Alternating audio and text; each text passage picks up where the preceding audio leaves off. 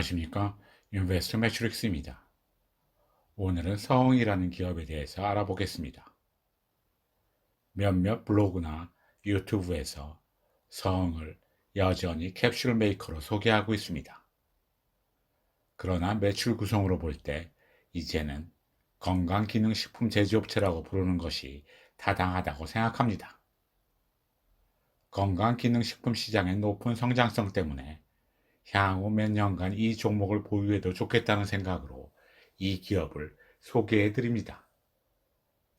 그러나 제가 분석해 본 결과로는 보수적인 잣대를 들이대어도 현 주가가 저평가 상태라 1년 정도 투자 시에도 수익이 날 가능성이 굉장히 높다고 생각합니다. 내용을 보도록 하겠습니다.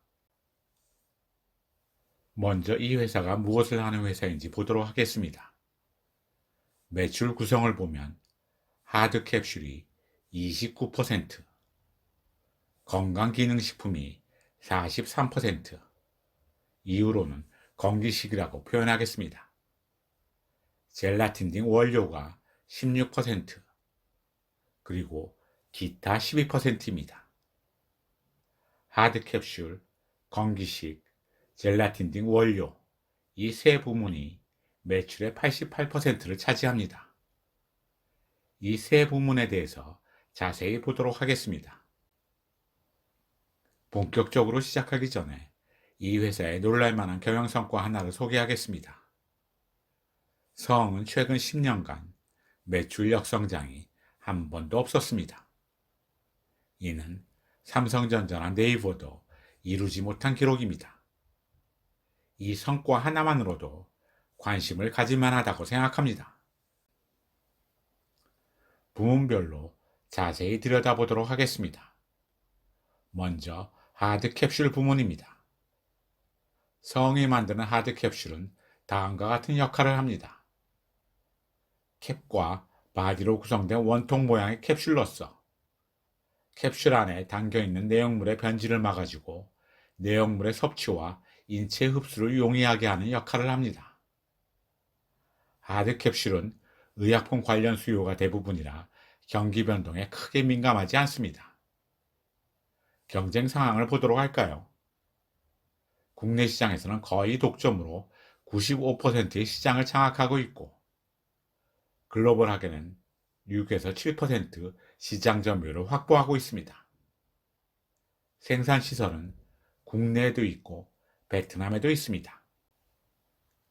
매출은 지난 10년간 꾸준한 성장세를 보였습니다.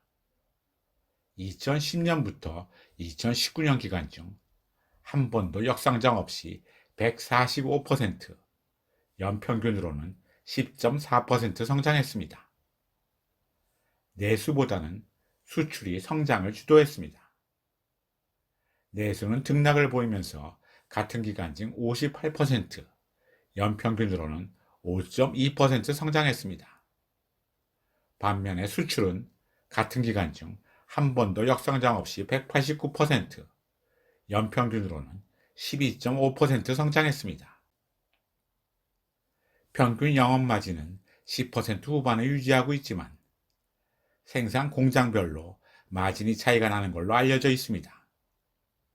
국내 생산부는 20% 초반대의 영업마진을 유지하고 있으며 반면에 베트남 생산부는 10% 초반대의 영업마진을 유지하고 있는 것으로 알려져 있습니다. 베트남 공장에서 생산하는 물량에 대해 저가 정책을 쓰는 이유는 품질의 차이보다는 동남아 시장 침투를 위해서라고 합니다. 이번에는 건강기능식품 부문을 보도록 하겠습니다. 먼저 시장 규모 및 최근 성장 추이를 보도록 할까요? 내수 시장 규모는 2조 8천억 원 규모입니다. 2015년부터 2019년 기간 중 연평균 13.5%의 고성장세를 보였습니다. 이러한 높은 성장세의 배경에는 몇 가지 이유가 있습니다. 첫째가 인구의 고령화이고, 둘째, 헬스케어 산업 트렌드가 질병의 치료로부터 건강유지관리로 바뀌고 있다는 점을 들 수 있으며, 셋째, 수요가 확대되고 있습니다. 중장년층에서 젊은 세대에까지 수요층이 확대되고 있을 뿐만 아니라 관심 분야도 다이어트, 눈 건강 등으로 확장되고 있습니다. 그리고 마지막으로 정부 당국에서 산업 육성을 위하여 규제를 완화해주고 있다는 점을 들 수 있겠습니다. 예를 들면 판매 채널에 대한 규제나 기능성 홍보를 위한 광고 문구 규제 등을 완화해 주었습니다. 건기식의 시장의 특성을 보면 규모가 세분화되어 있고 제조업체 수도 500개가 넘어 완전 경쟁 시장의 양상을 띈다고 할 수도 있으나 제품의 안정성과 신뢰성을 위하여 정부에서 법으로 엄격하게 규제하므로 진입장벽이 존재한다고도 할 수 있습니다. 시장 경쟁 상황을 보면 제조업체 수가 500개가 넘지만 한국인삼공사가 27%, 나머지 상위 9개 업체가 38%로 상위 10개 업체의 시장 점유율이 65%에 이릅니다. 건기식 사업부문은 건강기능식품의 OEM 및 ODM 생산을 담당합니다. 지난 2010년 이후로 매출은 꾸준히 증가하는 모습을 보이고 있습니다.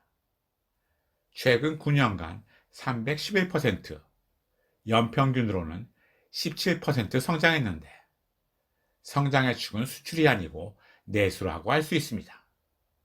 내수가 건기식 전체 매출의 97%를 차지합니다.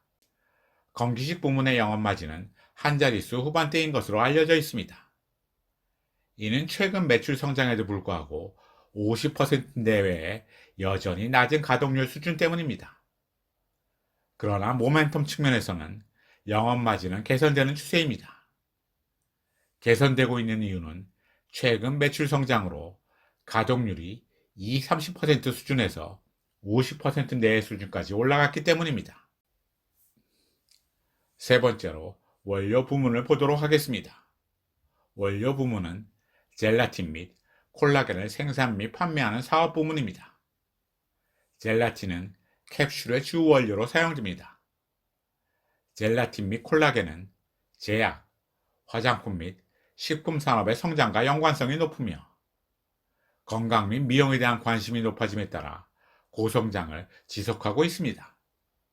원료 부문의 영업마진은 10% 후반대로 알려져 있습니다.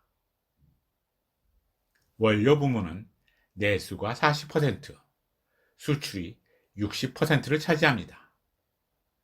최근 9년간은 내수, 수출 모두 높은 성장세를 보였으나 내수가 연평균 13%, 수출이 연평균 8% 성장하여 내수 성장률이 수출 성장률을 앞섰습니다. 사업 부문별로 매출 및 이익 전망을 해보도록 하겠습니다. 먼저 하드 캡슐 부문입니다. 최근 설비 투자가 활발하게 이루어진 부문입니다. 베트남 공장의 생산 기계를 2019년에 8대, 2020년에 4대가 추가 설치되었습니다. 그래서 올해는 한국 공장에 하드 캡슐 생산 기계가 45대, 베트남 공장에는 42대가 가동됩니다. 매출 전망을 해보겠습니다. 최근 시설 투자로 2018년 이후 2020년까지 연간 생산기계 평균 가동 대수가 매년 4대씩 증가했고 올해도 4대가 증가합니다. 하드 캡슐에 대한 수요는 꾸준하므로 생산 능력 증가분만큼은 매출 증가를 기대해 볼 수 있습니다.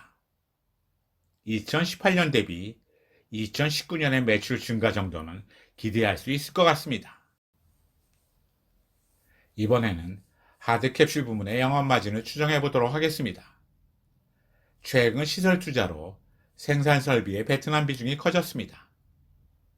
국내 생산분 영업마진은 20% 초반대, 베트남 공장 생산분 영업마진은 10% 초반대라 평균 영업마진은 1%포인트 하락이 예상됩니다.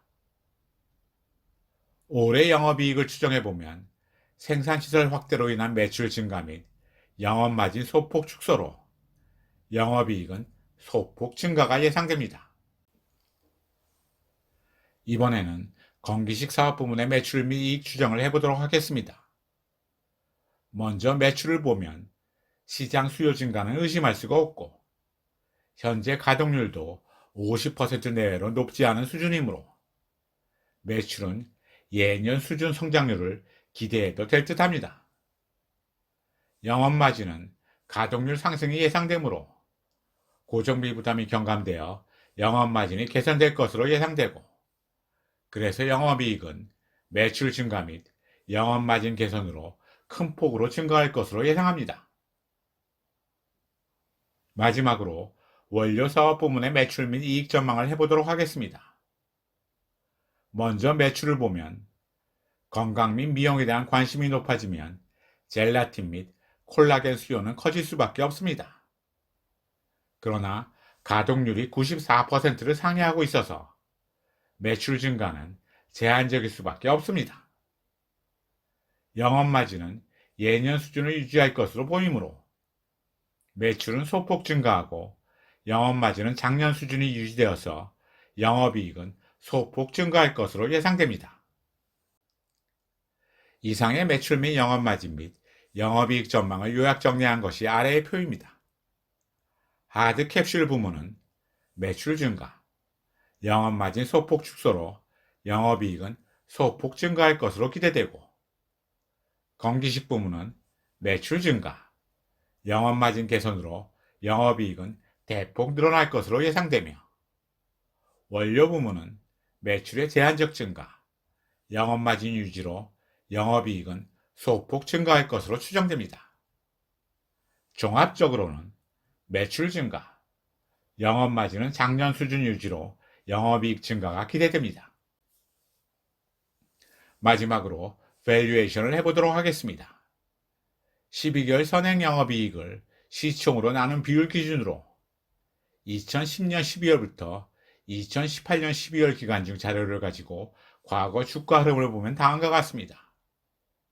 12개월 선행 영업이익을 시총으로 나눈 비율이 7.7 미만에서는 주가는 초강세였고, 그 비율이 7.7에서 14.5 구간에서는 주가는 강보합이었으며, 그 비율이 14.5 이상에서는 주가는 약세를 보였습니다. 작년 말 기준 시총은 5,670억 원이고 작년 영업이익 컨센서스는 약 720억 원입니다. 올해 영업이익이 늘어날 것으로 예상되지만 보수적인 관점에서 작년과 동일할 것으로 가정을 해도 12개월 선행 영업이익을 시총으로 나눈 비율은 7.9배로 과거 주가 강세 구간과 강보합 구간의 경계선상에 있습니다. 결론적으로 보수적인 기준에서도 주가는 매력적이라고 할 수 있습니다. 오늘은 이상으로 마치도록 하겠습니다. 내용이 좋다고 생각되시면 구독, 좋아요와 알람 신청 부탁드립니다.